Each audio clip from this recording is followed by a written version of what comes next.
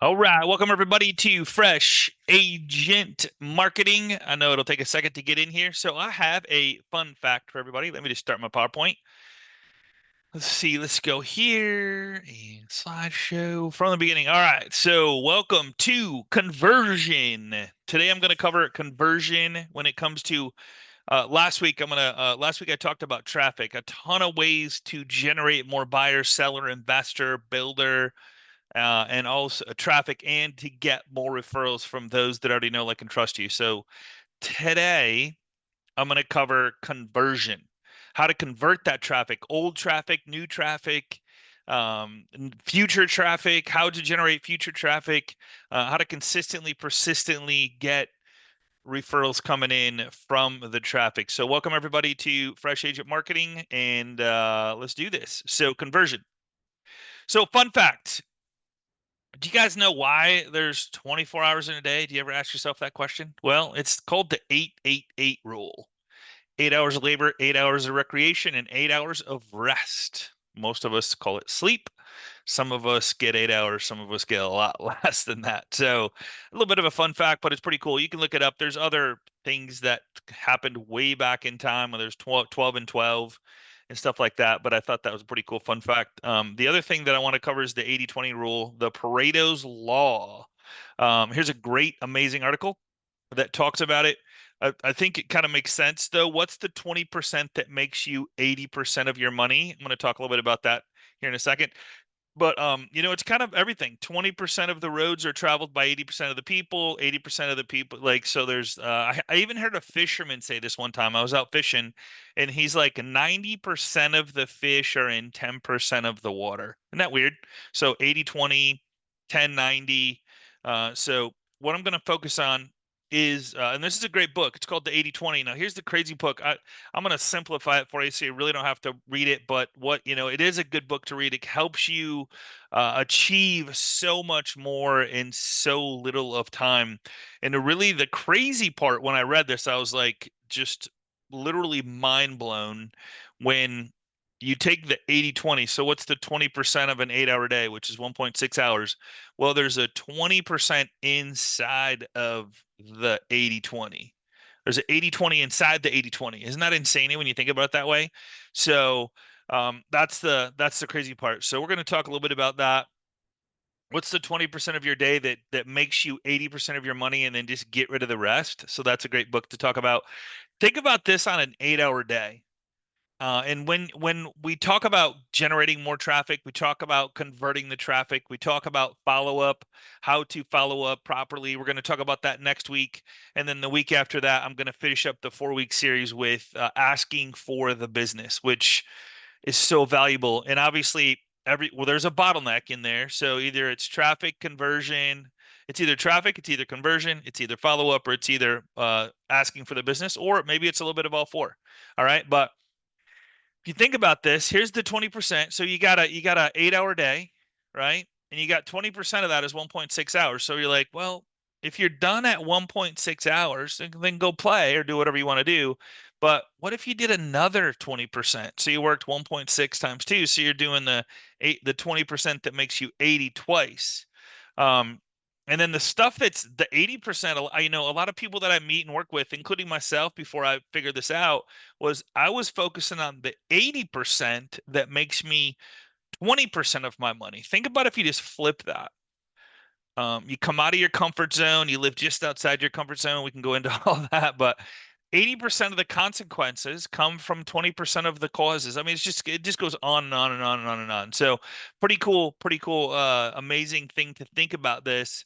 So when I share anything and everything, I always try to give systems to go along with it to adhere to that. I don't want to spend 8 hours figuring out how to convert the traffic. I want to do it in 1.6 hours a day. What's the least amount of time I can spend to get the biggest amount of result? What's the 20% that I can spend to get the 80% result, right?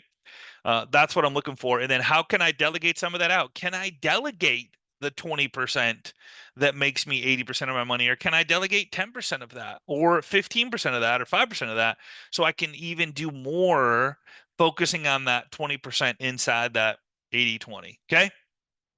Pretty crazy when you think about stuff like this. If you guys have any questions whatsoever, feel free. But where's your bottleneck? Is it traffic, conversion, follow up, call to action, or all three, all four? Is there two of them? Man, I got a ton of traffic. I'm not converting it. I don't have a follow up system. I got a ton of traffic. I don't really have a follow up system, and I'm not asking for the business. So that would hurt the conversion. Or so you can kind of look at where your bottleneck is. So last week I covered traffic.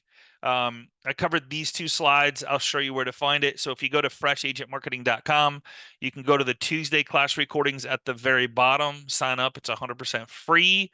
The traffic class that I did is in there, and it's at the very top. In fact, here it is right here. So when you go in there, you're going to see 23 easy ways to generate more buyer, seller traffic, investor traffic, get more referrals. So I talk about all that inside of that class from last week. So if you have any questions on that, let me know. But today I'm going to cover conversion. And I got 21 mind-blowing stats down here, which is just insane. So you guys can check this out when you're ready. There's some crazy stats in there. I'm going to cover a few of the stats, but I included them in the PowerPoint for you to check out. But what is C.A.R.E? Okay, C period, A period, R period, E period. You'll never see C.A.R.E the same. You never look at C.A.R.E the same. It's creating a referable experience. So I'm going to go over a lot of different things. It's pretty much the same for everybody. One, when you answer the phone, do you do it with passion, enthusiasm, and excitement? Are you contagious? Do people want to work with you because you bring that demeanor, that frequency to the equation? Or are you always preoccupied or always busy or always never answering your phone or calling people back or always have something else going on that's more important than the actual client? So get excited. So you should be able to hang whatever it is that's bothering you or any baggage or anything that you have that's going on when you're working with somebody, talking to somebody, answering phone calls. You should get rid of everything and make it about them and be excited. I know a lot of times when people call me, they laugh because of how I answer the phone. I'm like, "Hey, what's happening? Let's do this. Hey, how's it going?" Especially if I know who's calling. If it's a number I don't know, obviously I'm still with excitement answering the phone. But I'm telling you, that little bitty tweak, just that little tweak, will have people wanting to talk with you, work with you, do business with you. Okay. This is a big one. Don't take it personally. So remember, they are not saying, so when you're calling your past database, like a lot of people won't call their past database because I haven't talked to them in 2 years, 3 years, 4 years, 10 years, 20 years, right? And so they don't remember you. I think that I didn't look this up, but I think it's around 6 months. The average person remembers their salesperson for 6 months or less. So they don't remember you if you're not staying top of mind, if you're not sending weekly emails, monthly emails, if you're not friends with them on Facebook, like we talked about last week, if you're not setting up a Facebook list, like we talked about last week, if you're not physically calling them and having conversations, dropping voicemails, sending text messages that we talked about last week, they're not going to remember you anyway. So, but here's the thing. When you do call them and have a conversation, for example, I made a ton of calls today. I don't even know how many hundreds of calls today I made today, but I could probably tell you at least over 200 before this call this morning. I've made over 200 calls and I got a lot of no's. In fact, I got a ton of no's. But they weren't saying no to me personally. They were saying no to my offer, right? My offer was, hey, is there anything I can do before the holidays in regards to buying, selling, investing, or refinancing to put you in a better place?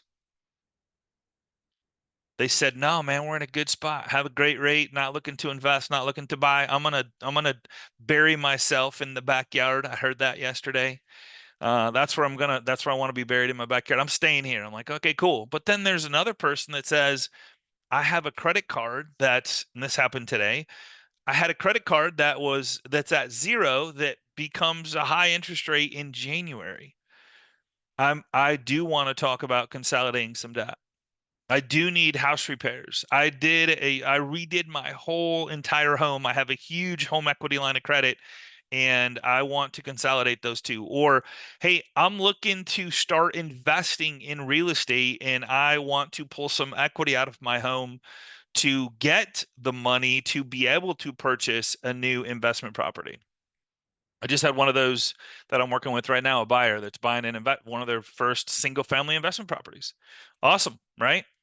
They're all commercial, but now they're buying single family investment. So don't take it personally. They're not saying no to you. They're saying no to the offer, but do it with excitement. Hey, is there anything we can do to put you in a better spot before or after the holidays? All right. I'm talking about 2025. I'm talking about next year. Master your craft. I truly believe I'm not in real estate.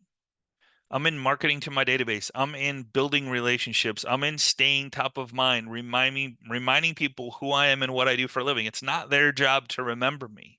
It's my job to remind them of who I am, what I do for a living, and create a referable experience. So when I call, they're like, "Hey, Scott, how's it going? What's happening? How are you doing? How have you been?" It's a short, sweet conversation. So master your craft. We're not in real estate. You're in the business of delivering exceptional service. You're in the business of reminding people who you are and what you do for a living. You're in the business of making phone calls, text messages, sharing success stories. We're going to talk about success stories here in a little bit. That's a big one. So you want to master that part of your craft. All right. Learn and master communication. Effective communication is key when building trust and rapport. What are you saying when somebody asks you a question? What are you saying? Are you making it about them? Are you making it about the situation? Are you making it about the home? Are you making them feel comfortable when you answer questions with them for them? Right? So it's just listening, not being not looking it, then this is a hard part until you get used to it, but not looking for what I'm supposed to say, but listening to what they say and then acknowledging them and then responding accordingly, right? That's kind of tough sometimes when we're brand new in sales, or even when we get kind of in our rut and we're used to doing the same things and we get a little confidence under our belt and we're really good at what we do and we want to say certain things to prove who we are, when in reality the person doesn't really care who you are, they just care about themselves. All right? Perfect your marketing and presentations. Is the presentation about how good you are or how it's going to help them accomplish their goals, dreams, and desires? Is it about how it's going to help them list their home and get tons of exposure and like a ton of eyeballs to sell their home for the most amount of money in the least amount of time? Is it about that, or is it about how many homes you've sold? Yes, you got to be confident and you got to have like backup. That's testimonials. But I've been around for 20 years. I've sold 2,000 homes. That's awesome. But how are you going to help me sell my home in today's market? Market's changed, right? Everybody knows it. Rates are higher than they've used to be. The inventory, like it's just different. So hey, you've done great in the past. How are you going to help me today? So you got to keep that in perspective. All right. Any questions? If any questions whatsoever. All right. Next.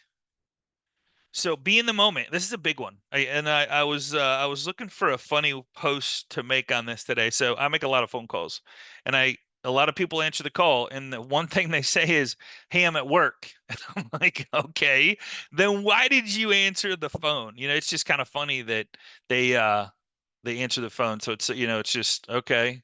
You're at work, but you answered the phone. So you obviously will answer the phone no matter who calls because you didn't know who it was.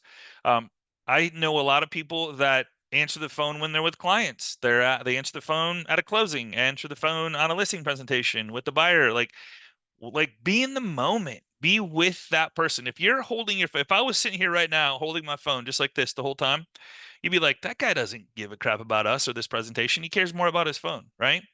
So if the phone is out in your hand, if it's in your hand, this is a proven fact. This is like Simon Sinek did a great presentation. He's like, if I'm just holding my phone and I'm on stage and I'm just holding it, you're going to feel like my phone is more important than you actually are in the audience or you in one-on-one person, right? If you're at an appointment with somebody and your phone's sitting on the table it's just a feeling people get that that thing is more important than they are. If you just put it away, put it in your pocket, remove it from the equation, it's amazing how just that feeling, that creating that referable experience, man, he was there with us. He was listening to us. He was taking notes. He was asking good questions, trying to find out why we are, where we want to go, what's our short-term, long-term goals.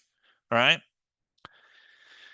This is a big one. I would highly recommend everybody taking a class, finding somebody local to your area, finding take a body language coach. This was huge. The only warning I would give is once you learn it, you can't unlearn it. Okay. I want to go to something really quick. So there's seven. This is crazy, and like I'm going to show you this, and you need to learn this. So seven universal facial expressions. Okay, so there are several facial expressions that are particularly hard to fake due to the involvement of specific muscles that are often activated only by genuine emotion. Okay, and here's the seven: happiness. And like once you learn this and once you see what the fake happy is, what the fake sadness is, so they're happiness, sadness, fear, disgust, anger, contempt, surprise. So once you learn a little bit of body language, you don't have to be a master at it, but like man, I just chose to go, all right, I want to know by body language how my customer feels, how they're reacting to the situation, how they're reacting to the numbers, the home, the area. Like when I ask them a question, I want to know what they feel by without them saying anything. Because our body is like what do they say? 9/10 of the law. Your expression is 9/10 of the law. How you walk up to the home, how you introduce yourself, how you shake people's hand. Like it's like without doing anything, you're giving them signals and your customers are giving you signals and you need to learn how to read them. Okay.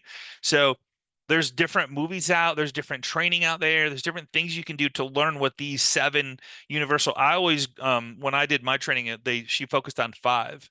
I think it was there was five facial expressions that and get this, the expressions are considered universal, recognizable across cultures, and then often convey basic emotional stats. These impressions are hard to fake because they involve muscle groups. So that they did a study on this tribe who literally had no involvement with anybody, and this tribe had the same exact facial expressions when different things happened as somebody else that was in like not in the tribe. So it's universal. It's crazy. So once you know them, breathing, like looking down, looking away, looking left, looking right. There's all these different things that go along with body language, but these are things that the disgust, the anger, like if there was one time where I showed someone the paperwork and I showed them what their payment's going to be. And I could tell that there was a big deep breath. It's not where they want it to be. It's not what they thought it was going to be. I read that and I go, "Hey, I feel like there's something wrong here. Is this not what you were thinking?" Like it's a little higher than we really wanted it to be, right? And so we had a conversation, but how many times have you had a conversation with somebody and then they just disappear? They don't come back because you didn't read them the right way. And they're like, man, you scared them. You scared them off. They didn't come back. So I learned an important lesson there. Like learn how to read people. Make sure you listen to where they want to be and, have conversations. But then, you know how you have a conversation and sometimes they hear it, sometimes they don't. And then you put it on paper and you put it in front of them. And now it's like, oh, that's not what I thought it was going to be. Well, yeah, we talked about that yesterday. We talked about that 2 weeks ago, right? So you learn about this big, huge thing here when you're talking to people and having conversations. Um, so learn the master. So body language, huge. Learn and master the five love languages. This is huge. Understand how people want to give and receive care. So I did those two. So here's the five love languages. So there's words of affirmation, expressing love through spoken and written words. Hey man, I'm so happy for you guys. You guys are awesome. Congratulations on your success. Hey, congratulations on your first home. Congratulations on your investment property. You guys, man, this is unbelievable. Like, so look, words of affirmation, appreciate you. Like all these little things include accomplishments, encouragement, appreciation, verbal expressions of affection. Acts of service, showing love through actions rather than words. So that's like maybe you help somebody like do something in regards to, maybe you schedule an inspection. Like obviously we're going to schedule an inspection. We're going to help them with a lot of things that maybe the average person wouldn't, to create a referable experience. This can involve doing helpful things like cooking, cleaning, running errands to ease partners' responsibilities. So obviously acts of service would be different in real estate, but as a partner, you should know what your acts of service are. Receiving gifts, right? Maybe someone loves receiving gifts. You can tell by, if they bring you a gift, what is their love language? They love receiving gifts, right? If they just want to spend time with you on the phone and want to do you text all the time, what do they want? They want quality time. They want to take you to lunch, quality time. Like that's, you can read these things. If they say thank you and appreciate you and you're awesome and all that stuff, that's words of affirmation. They can kind of give you what their love language is to an extent. And then physical touch, when somebody shakes your hand and they kind of grab your elbow, right?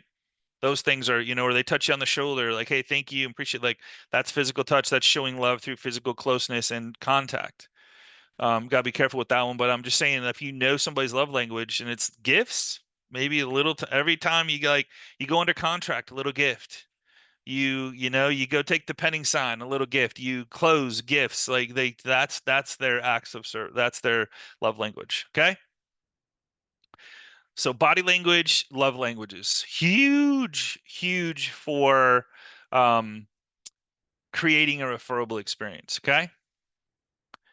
I'm gonna back up here. Make it about them. I talked about that a bunch. Always prioritize their needs and experiences. If you like, we let a lot, including myself. I let my emotions get in the way. I got to take a big deep breath. I got to go. I just want to come at them.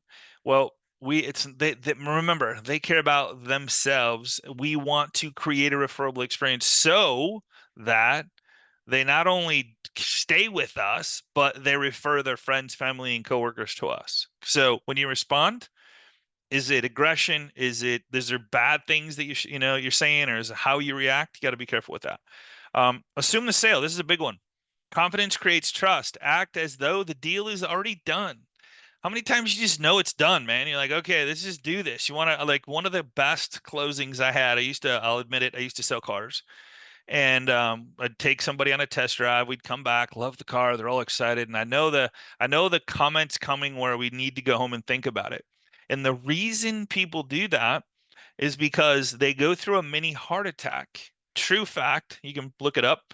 When somebody has to make a major purchase decision, they've proven that they go through a mini heart attack. So your body's fight or flight. They're like, no, I'm not doing this. I'm going to go home and think about it. I'm going to go home and pray. I'm going to talk to my significant other, blah, blah, blah.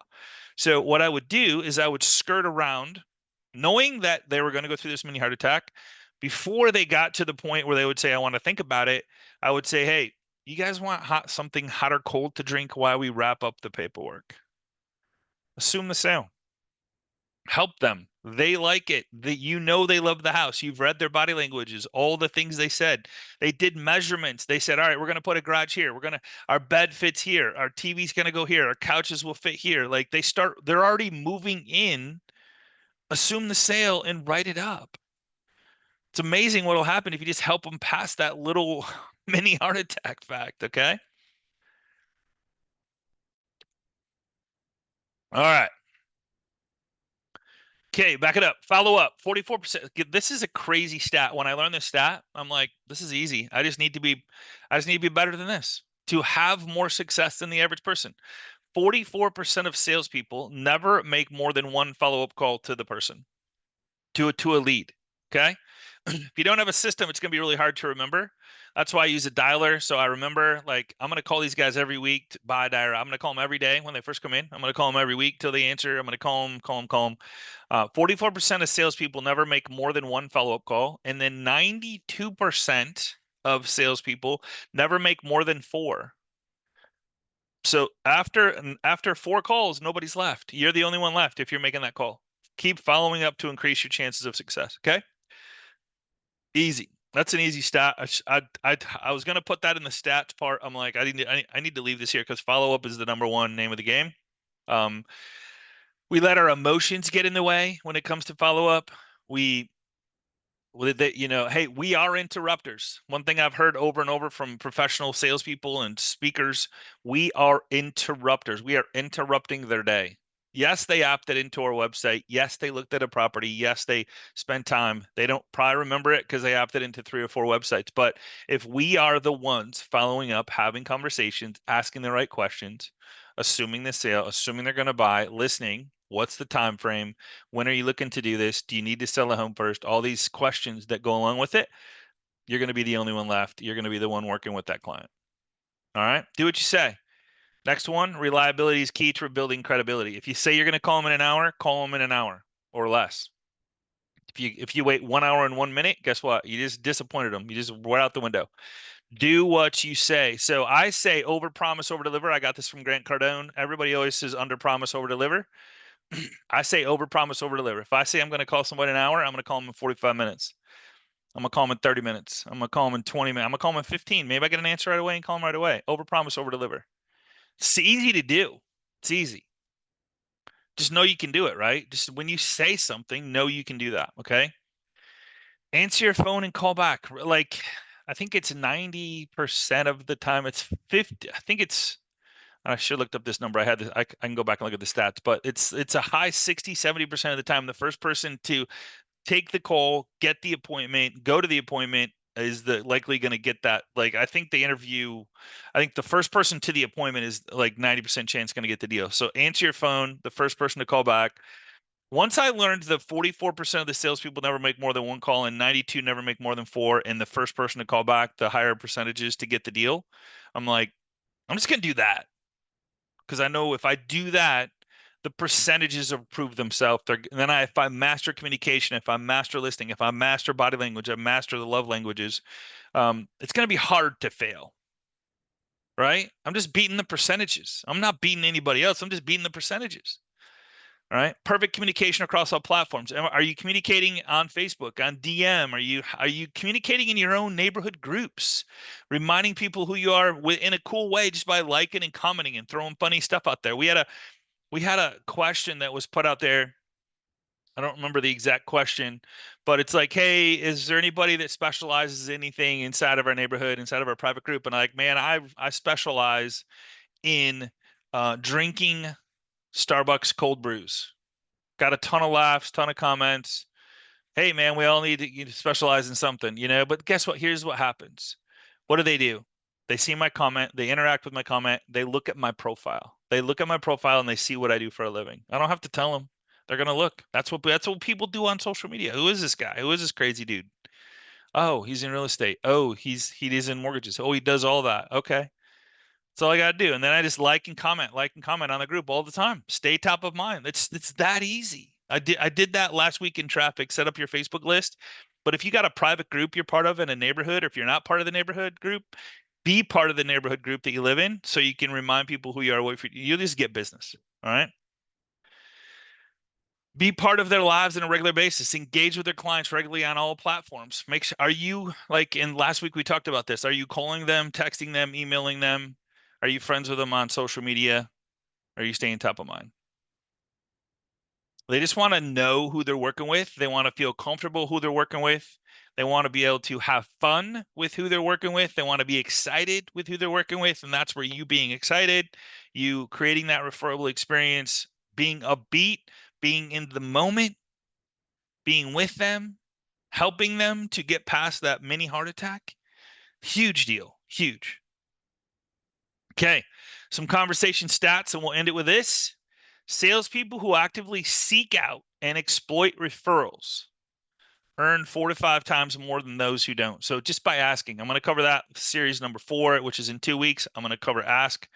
91% of customers say that they'd give referrals. This was a crazy stat to me. I blew my mind. This is another one of those stats. I'm like, all right, I'm just going to ask regardless. 91% of customers say that they'd give referrals. Only 11% of salespeople ask for referrals. CTA, call to action. Always, always, always ask. No matter who you're talking to. Hey, do you know anybody looking to buy or sell, invest, build, refinance, debt, consolidate? Who can I help put in a better place before or after the holidays? And by the way, throwing the holiday thing in there really softened the call to action. It was still a call to action, still asking before or after the holidays of any kind. Can I buy? You looking to buy, sell, invest, or refinance of any kind before or after the holidays? Throwing that little holiday sentence in there really softened up the call to action. I get great responses. They're like, "Oh man, that's so cool. Thank you." What are the rates doing? I get questions like that. What are people doing? Well, they're doing debt consolidation to buy and bet. I always throw these little nuggets out there when I'm talking, when people ask, like, what are the rates? What are people doing? Well, they're doing debt consolidation. They're pulling cash out to buy investment properties. I'm like, what did I just say by cash out to buy investment properties? What am I telling somebody? I can help you with buying investment properties. I can help you with selling your investment property. I can help you with that stuff. So I'm putting that out there. So when they talk to their friends, family, coworkers, they know that I specialize in investment properties. I didn't say that I did, but I kind of did by saying this is what people are doing by stories. All right. Only 13% of customers believe a salesperson can understand their needs. Why is that? Because everybody's trying to sell something. They're not trying to listen. They're trying to go, what do I say next? What do I say next? What do I say next? Instead of listen. Huge deal there. Retaining current customers. This is a big one that it drives me nuts. Retaining current customers is 6 to 7 times less costly than acquiring new ones. Everybody out there is trying to turn a cold into a warm, right? You already have all these warm people that know, like, and trust you. They will 100% refer you their friends, family, and coworkers if you stay top of mind, create a referable experience, learn how to communicate, engage, interact in a cool way, be the fun person, be the exciting person, help them with their goals, dreams, desires, and assume the sale and help them close, help them get past the emotional part. And just now you know that you'll beat that percentage, right? The average company loses 10 to 30% of its customers each year. Why do you think that is? Well, just because you're not staying in our business, in real estate, it's just because we're not staying top of mind. After a presentation, this is a big one.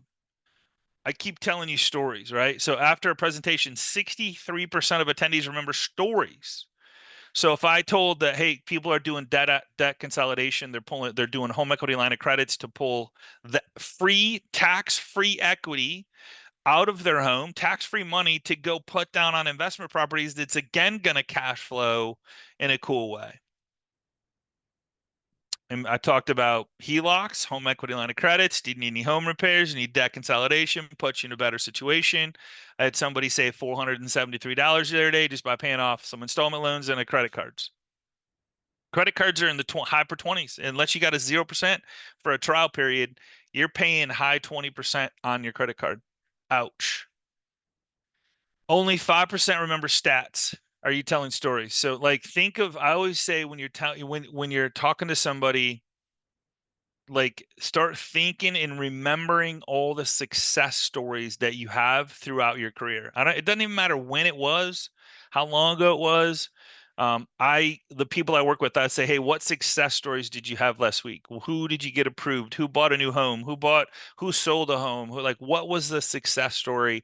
Let's share with people the success stories and then put it out there on social media. Let Chat GPT put it in a really cool way and then put a pic together in Canva, which I've had coaching on, to put that out there to share with people who you are, what you do for a living in a cool way with a success story of somebody else that had success.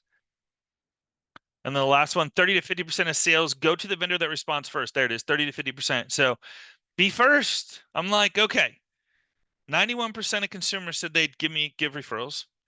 30 to 50% of the time, if I just answer the phone or get the appointment or get to the appointment first, I'm going to get the deal.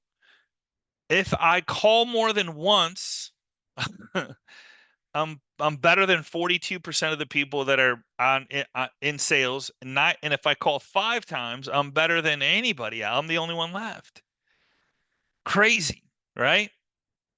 So so that's it. That's all I got for you today. If you have any questions, I'm going to stick around here for a second for any questions whatsoever.